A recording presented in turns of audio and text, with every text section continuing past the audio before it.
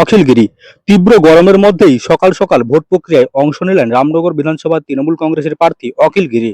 বৃহস্পতিবার সকাল 7:40 নাগাদ কাঁথি জাতীয় বিদ্যালয়ে 113 নম্বর বুথে নিজের ভোটাধিকার প্রয়োগ করেন তিনি। সকাল থেকেই এই বুথে ভোটারদের লম্বা লাইন, নিরাপত্তা ব্যবস্থাও আঁটো ভোট দিয়ে বেরিয়ে এসে সাংবাদিকদের মুখোমুখি হন তিনি।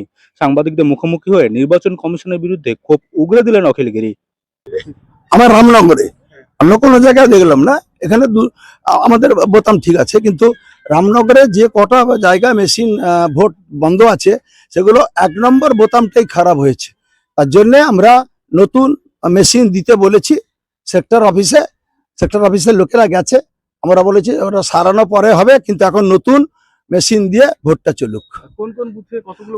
বললাম যে কাদুয়া অঞ্চলে একটা হয়েছে, বসন্তপুরে একটা হয়েছে, হলদিয়া 2 একটা হয়েছে, এরকম 3টে জায়গায় আমাদের কাছে ফোন এসছে। কিন্তু আরো সটিলাপুরে একটা হয়েছে, হ্যাঁ তালগাছাড়ি 1 না 2 ও তালগাছাড়ি 1 একটা অঞ্চলে হয়েছে। এভাবে করে মেশিন সব পুরনো মেশিন সব নিয়ে এসছে নির্বাচন কমিশন।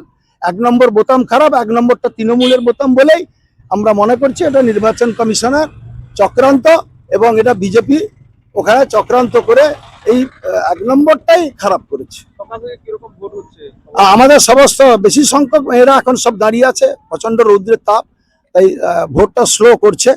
তাই জন্য আমরা বলেছি ভোটটা স্লো, তাড়াতাড়ি খুব তারা কুইক করতে পারে, তার জন্য আমরা বলেছি এটা স্লো।